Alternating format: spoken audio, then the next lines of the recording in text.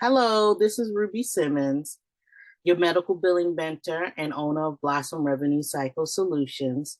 Welcome to Teach Me Tuesday. And today I wanted to review FSA versus HSA. And this information is helpful for both patients and private practices who may not take a lot of insurance or take any insurance at all. So I wanted to review what do they do and basically what the difference is between an FHA, FSA, and an HSA.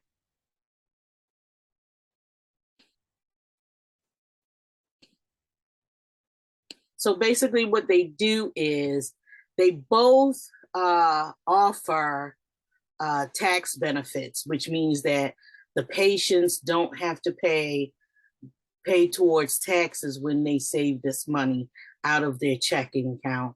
And they both have annual contribution limits, which basically mean that they can only save a certain amount of money. They can't just save an unlimited amount of money. And a patient can't have both an HSA and an FSA through the same employer. They would have to do something like have one spouse have an HSA and the other spouse have an FSA. And if I didn't explain this in the beginning, FSAs and HSAs are savings accounts that help patients to pay their balances after their health insurance. So their deductibles, their co-insurances, their non-covered services, their out-of-pockets, things like that. This is what FSAs and HSAs do for patients. So what's the difference between FSA and an HSA? A FSA, if you don't use the balance of your, or if you don't use your FSA at all, whatever you don't use, you lose it. So let's say you put away to save 1,500 for your FSA, but you only use 1,000, you're going to lose that 500. And it doesn't benefit people who don't need a lot, who don't have a lot of healthcare costs. So if you're a fairly healthy patient and you only go to the doctor when you got the sniffles or maybe a cold or something, and you don't pay most of the time, you don't have a deductible for your physicals and things like that. So this does not benefit you because you have to put down some money. And what if you pay less? You use less than what you decided to save, then you'll lose that money. So it wouldn't benefit someone who doesn't have a good amount of healthcare costs after the year is done.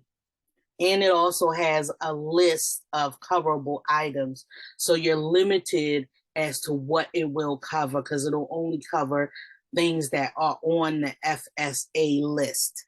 Now, HSA is a little different because you have to have a high deductible plan to qualify for this. And what it also does is you don't lose this money, it'll roll over to the next year. So then you don't have to be afraid that if you don't use this money, that you lose it. So this would be a little better for people who don't have a lot of, even who have a high deductible plan but don't have a lot of times that they really go to the doctor very often. Let's say they go to the doctors for a snip or whatever money they've put aside would go to that. And then if they don't see the doctor again, that money rolls over. And it works for people, like I said, that don't have a lot of high costs because it rolls over. So that's the biggest benefit for the HSA. And you just, as a private practice, this would help you for patients, especially if you don't take their insurance plan. This is a question that you want to make sure you ask your patients.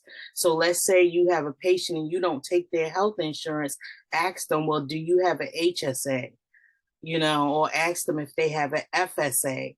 If they have an FSA, they can still use the FSA towards paying for your service if you don't take their insurance. And make sure that you let your patients know that if you don't take their insurance, or if they don't have uh, that kind of coverage on their insurance plan, that you could use their FSA or HSA to cover the services. And thank you so much for joining me today on Teach Me Tuesdays. And I really hope that this benefits you and gave you value. And again, my name is Ruby Simmons. I am your medical billing mentor, and I'm the owner of Blossom Revenue Cycle Solutions, where we feel that a provider should not have to juggle patient care in their revenue cycle. And have a great night, and see you next Tuesday. And don't forget, this Sunday we will be doing Let's Talk Medical Billing on Clubhouse, and I look forward to seeing you there. Have a good day.